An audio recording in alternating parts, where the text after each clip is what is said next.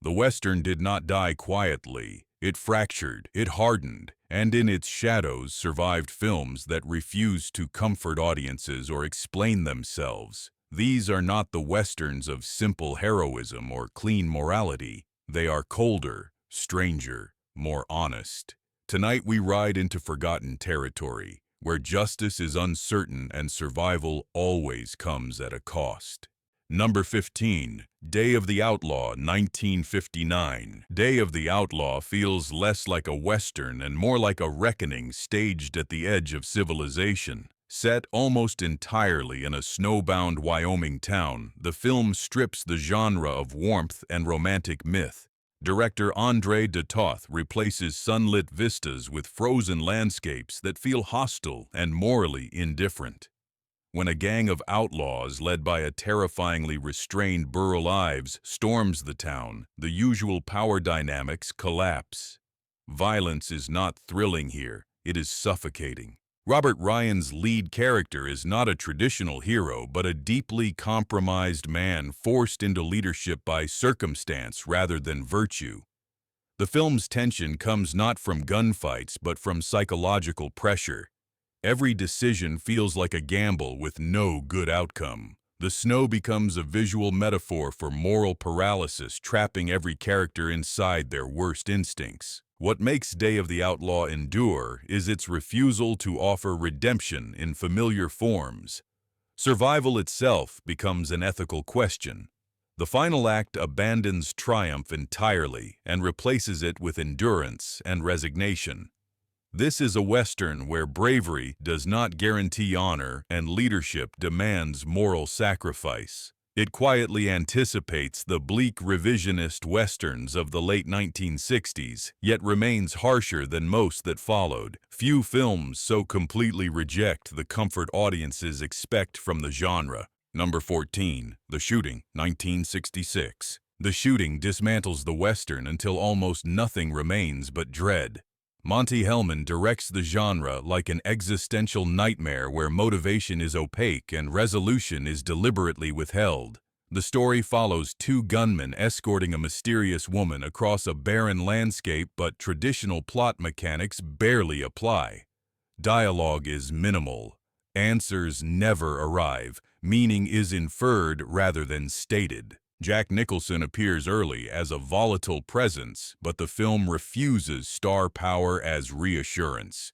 Violence erupts suddenly and without catharsis. Death feels arbitrary.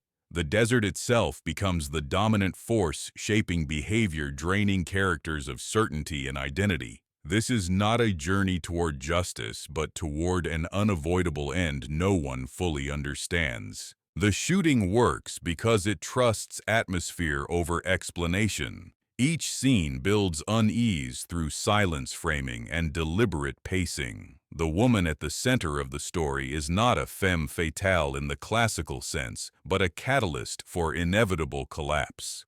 Her motives remain unreadable, which transforms the narrative into a meditation on obsession and guilt. Rather than deconstructing the Western through satire or spectacle, the film does it through absence. There are no heroic speeches, no moral clarity, only movement toward extinction. For viewers accustomed to conventional storytelling, The Shooting feels disorienting. For those willing to engage, it offers one of the most intellectually unsettling Westerns ever made. It is cinema stripped to its bones. Number 13. Ride the Whirlwind, 1966. Released the same year as The Shooting, Ride the Whirlwind functions as its tragic counterpoint. Where the former explores existential doom, this film examines injustice with devastating clarity. Three drifters become collateral damage in a manhunt sparked by crimes they did not commit. From the opening moments, the outcome feels sealed not by fate but by misunderstanding and fear. Monte Hellman again rejects Western heroics. The protagonists are ordinary men without mythic skill or narrative protection. Their downfall occurs because the frontier rewards certainty over truth. Once labeled guilty, there is no mechanism for correction. The posse becomes a symbol of communal violence driven by assumption rather than evidence. Ride the Whirlwind is painfully restrained. Gunfire is brief and brutal. Emotional beats are quiet and unresolved. Jack Nicholson's performance emphasizes resignation rather than rebellion, reinforcing the film's bleak thesis. The landscape is open, yet escape remains impossible. What lingers most is the film's moral clarity. Innocence does not matter. Intent does not matter. Survival depends entirely on perception. In this sense, Ride the Whirlwind feels startlingly modern. It anticipates later revisionist westerns, but avoids spectacle entirely. Its power lies in inevitability. Few westerns have captured the terror of being hunted for a crime you did not commit with such unflinching honesty. Number 12. Man of the West, 1958. Man of the West begins as a seemingly conventional Western setup before quietly dismantling every assumption that follows. Gary Cooper plays a former outlaw dragged back into a violent past he has spent years trying to escape. What unfolds is not a redemption story, but a confrontation with buried identity. The film argues that the frontier never truly releases those it scars. Director Anthony Mann frames violence as deeply personal rather than operatic. When brutality arrives, it feels intimate and humiliating. Cooper's performance is stripped of swagger. His aging presence reinforces the idea that strength erodes while memory does not. The villains are not theatrical monsters but cold reminders of who the protagonist once was. The journey structure becomes psychological. Each encounter forces Cooper's character closer to moral collapse rather than heroic renewal. The West here is not a place of opportunity, but a trap that waits patiently for men to return. Even moments of resistance feel temporary. Man of the West stands out for its refusal to celebrate violence, even when wielded by its hero. Survival is possible, but peace is not guaranteed. The film quietly questions whether reinvention is ever complete or merely a pause between reckonings. Long overshadowed by flashier westerns, it remains one of the genre's most mature meditations on identity, guilt, and inevitability. Number 11. The Tall T, 1957. The Tall T compresses the western to its most elemental components: a handful of characters, a confined setting, and a confrontation built almost entirely on dialogue and psychological pressure. Directed by Bud Boetticher, the film replaces frontier spectacle with moral chess played under constant threat of violence. Randolph Scott portrays a quietly principled drifter taken hostage by an outlaw gang. Instead of turning the situation into an action showcase, the film slows down, allowing tension to build through conversation and observation. Richard Boone's antagonist is thoughtful, intelligent, and unsettlingly reasonable. His menace comes from restraint rather than cruelty. The brilliance of The Tall T lies in how it frames masculinity. Power is measured not by speed or strength, but by emotional control. Scott's calm defiance undermines the outlaw's authority without ever escalating into bravado. Each exchange sharpens the psychological duel. The Western landscape becomes secondary to the human standoff unfolding within it. When violence finally erupts, it feels tragic rather than victorious. Boetticher presents moral clarity without simplifying consequences. Survival requires compromise. Honor demands sacrifice. Often overlooked due to its modest scale, The Tall T exemplifies how minimalism can deepen tension. It proves the Western need not shout to leave a lasting mark. Number 10. Comanche Station, 1960. Comanche Station feels like the final refinement of the Boetticher-Scott Western partnership. Sparse, efficient, and emotionally precise, the film follows a man who rescues captives from Comanche territory, not for glory, but obligation. His quiet mission hides a personal grief that never fully surfaces yet shapes every decision. Randolph Scott plays the role with solemn restraint. His character is not driven by vengeance, but duty, forged through loss. The narrative moves briskly, yet each moment carries emotional weight.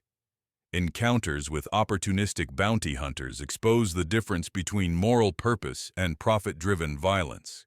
Unlike traditional Western rescues, Comanche Station refuses sentimentality. The rescued woman is not a symbol of triumph, but a reminder of trauma. The journey back through hostile territory becomes a test of endurance rather than courage. Trust remains fragile. Betrayal always feels imminent. The film's power lies in its understatement. Dialogue is minimal, motives are implied. Boetticher allows silence to communicate grief and resolve more effectively than exposition ever could. When the truth behind Scott's mission is revealed, it lands quietly, yet devastatingly. Comanche Station stands as a Western stripped to its ethical core. It suggests heroism is not found in conquest, but persistence. Among minimalist Westerns, it remains one of the most quietly devastating ever made. Number 9. The Naked Spur, 1953. The Naked Spur is one of the most psychologically volatile Westerns ever produced during Hollywood's studio era. Anthony Mann again rejects clean heroism in favor of emotional instability and moral ambiguity. James Stewart stars as a bounty hunter whose obsessive pursuit of a wanted man exposes his own unraveling sanity. This is not a hunt driven by justice, but by personal desperation. The film confines most of its action to a small group of men moving through hostile terrain. That intimacy becomes a pressure cooker. Each character represents a competing moral philosophy: greed, survival, loyalty, and cruelty, all colliding under constant stress. Stewart's performance is particularly striking because it weaponizes his wholesome screen persona against the audience. His heroism fractures scene by scene, revealing rage, bitterness, and fear beneath the surface. Violence in The Naked Spur is sudden and ugly. Mann stages confrontations as eruptions of buried emotion rather than spectacles. The bounty itself becomes symbolic, representing not only money, but the false promise of emotional closure. No one emerges unscarred. What elevates the film is its refusal to grant moral certainty. Every choice carries consequence. Every alliance is temporary. The West becomes a testing ground that strips men of illusion. Often overshadowed by Stewart's more famous collaborations, this film stands as one of the darkest psychological Westerns of its era and a key bridge toward later revisionist works. Number 8. The Last Wagon, 1956. The Last Wagon is a Western that confronts frontier racism with startling directness for its time. Richard Widmark plays a man raised by Native Americans who survives a massacre and becomes the reluctant protector of white settlers who despise him. The film inverts traditional racial hierarchies, forcing its audience to confront inherited prejudice. Director Delmer Daves frames the wilderness as both sanctuary and threat. Widmark's character understands the land intimately while the settlers flounder in ignorance. Survival depends on knowledge that civilization has rejected. The irony is brutal. The man labeled savage becomes the group's only hope. What distinguishes The Last Wagon is its moral courage. Racism is not treated as a misunderstanding, but as a lethal liability. The settlers' distrust repeatedly endangers them, undermining their own survival. Widmark's restrained performance emphasizes endurance over triumph. He never seeks validation, only escape. The film's violence is purposeful rather than sensational. Loss feels permanent. Trust develops slowly and never completely. Even moments of cooperation remain uneasy. The Western myth of unity fractures under scrutiny. Long marginalized due to its uncomfortable themes, The Last Wagon deserves reevaluation. It challenges the genre's foundational assumptions and does so without grand speeches or melodrama. Its power lies in quiet indictment.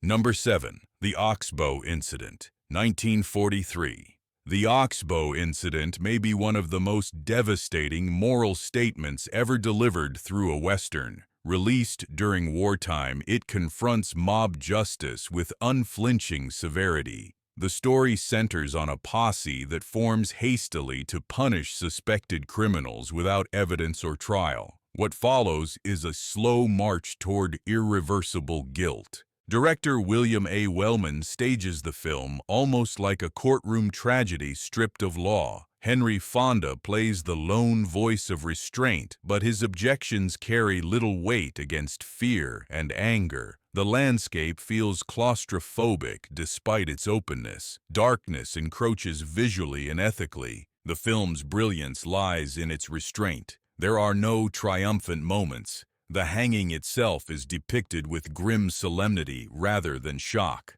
Afterward, there is no redemption, only silence and realization. Justice, once violated, cannot be repaired.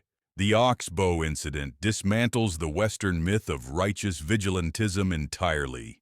It suggests civilization is fragile and easily overridden by emotion.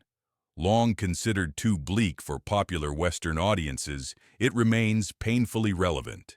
Few films so effectively indict collective violence with such quiet, devastating power. Number 6. 40 Guns, 1957. 40 Guns explodes onto the screen with a velocity and visual boldness rarely associated with Westerns of its era. Directed by Samuel Fuller, the film moves like a charging cavalry unit driven by obsession power and speed. Dialogue overlaps, camera movements are aggressive, moral certainty is constantly challenged. This is a Western that feels closer to a street brawl than a frontier myth.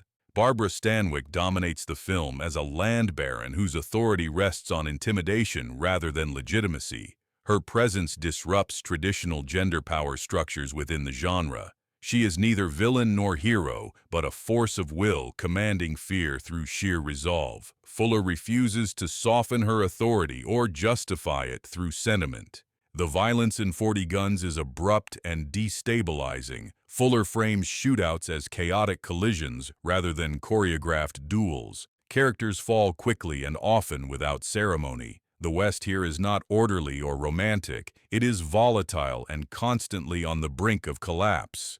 What makes the film endure is its refusal to slow down or moralize conventionally. Power corrupts regardless of gender. Justice is reactive rather than principled. The film's visual language anticipates later new Hollywood experimentation, making it feel decades ahead of its time. Often dismissed as pulp, 40 Guns is actually one of the most stylistically radical Westerns ever made. It understands that the frontier was not calm or noble. It was loud, unstable, and ruled by those willing to seize control. Number 5. The Bravados, 1958. The Bravados begins as a straightforward revenge Western before turning inward with devastating effect. Gregory Peck plays a man pursuing 4 outlaws he believes responsible for unspeakable personal tragedy. His certainty fuels the narrative, but that certainty slowly fractures under scrutiny. Director Henry King frames vengeance not as empowerment but as obsession. Peck's character is driven by grief, masquerading as righteousness. Each killing strips away emotional armor rather than restoring balance. The West offers no closure, only escalation. What separates the Bravados from similar revenge tales is its moral reckoning. The film confronts the cost of acting without absolute truth. When doubt enters, it does not arrive gently. It arrives like collapse. Peck delivers one of his most restrained performances, allowing guilt and horror to surface gradually. The violence here is heavy with consequence. Each death leaves residue. The landscape no longer feels neutral but accusatory. Religious symbolism underscores the theme without sermonizing. Judgment comes not from law but conscience. Long overshadowed by more triumphant Westerns, The Bravados remains one of the genre's most emotionally punishing experiences. It dares to ask what happens when revenge succeeds, only to reveal that success itself may be the final cruelty. Number 4. Bend of the River, 1952. Bend of the River explores the Western frontier as a place of moral testing rather than opportunity. James Stewart plays a former outlaw seeking redemption through honest labor guiding settlers westward. Anthony Mann again challenges Stewart's heroic image by surrounding him with temptation, betrayal, and self-doubt. The film's central conflict emerges not from external enemies, but from internal fractures within the settlement itself. Greed undermines cooperation, fear erodes trust, civilization proves as dangerous as lawlessness. Stewart's character must constantly choose between self-preservation and responsibility. What makes Bend of the River compelling is its refusal to present redemption as permanent.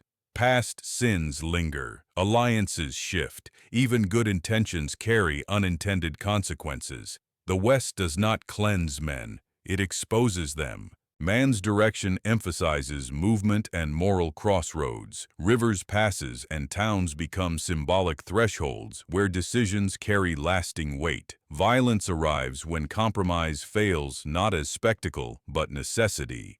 Often remembered as a conventional frontier tale, Bend of the River rewards closer attention. It portrays progress as fragile and redemption as conditional. Among post-war westerns, it stands as one of the most quietly introspective examinations of moral transformation. Number 3. Sergeant Rutledge, 1960. Sergeant Rutledge stands apart from most westerns of its era by placing race and justice at the center of its moral inquiry.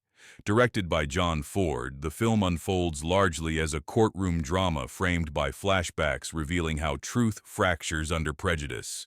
Woody Strode delivers a powerful performance as a black cavalry sergeant accused of crimes he did not commit in a frontier society predisposed to condemn him. Ford uses structure as argument. Testimony contradicts assumption. Memory challenges rumor. The West is not judged by gunfire here, but by credibility. Each flashback complicates the narrative, forcing the audience to reassess what it thinks it knows. Strode's restrained presence emphasizes dignity under pressure rather than anger or defiance. The cavalry setting exposes institutional hypocrisy. Uniforms promise order, yet cannot protect against bias. The film suggests that justice exists only when individuals are willing to confront their own assumptions. Even allies hesitate when reputation is at stake. What makes Sergeant Rutledge enduring is its refusal to simplify racism into villainy alone. It depicts systemic failure, quietly reinforced by silence. Ford does not preach. He presents evidence and lets it indict. For a director often associated with nostalgic myth-making, this film represents one of his most courageous departures. It remains one of the most socially conscious westerns ever produced. Number 2. The Gunfighter, 1950. The Gunfighter dismantles the Western legend of the fast draw by examining what happens after fame arrives. Gregory Peck plays a notorious gunslinger whose reputation precedes him into every room, making anonymity impossible. The film unfolds almost entirely within confined spaces, emphasizing how myth becomes a prison. Director Henry King portrays violence as consequence rather than spectacle. Peck's character is exhausted by his own legend. Every young challenger sees him as a stepping stone toward glory. Each encounter carries inevitability rather than suspense. The West no longer offers escape, only repetition. The emotional core lies in Peck's longing for normalcy. He wants peace, not dominance. Yet the myth he embodies denies him that possibility. Even moments of kindness attract danger. The saloon becomes a cage where time slows and death waits patiently. The Gunfighter is remarkable for its melancholy tone. It suggests that the Western hero is obsolete the moment he becomes famous. Survival demands erasure, yet legend demands display. The contradiction is fatal. Often overshadowed by more action-driven classics, this film remains one of the most mature reflections on violence and celebrity within the genre. It asks whether heroism is worth the cost of being known. Number 1. The Hanging Tree, 1959. The Hanging Tree is a Western haunted by psychological damage rather than physical scars. Gary Cooper plays a frontier doctor whose cold detachment masks deep trauma. Set against a gold rush backdrop, the film treats ambition, greed, and survival as corrosive forces rather than opportunity. Director Delmer Daves frames Cooper's character as emotionally walled off, using authority and intellect to avoid connection. When a wounded woman enters his life, she becomes a mirror, forcing him to confront his own buried pain. Healing in this film is not medical, it is emotional and deeply resisted.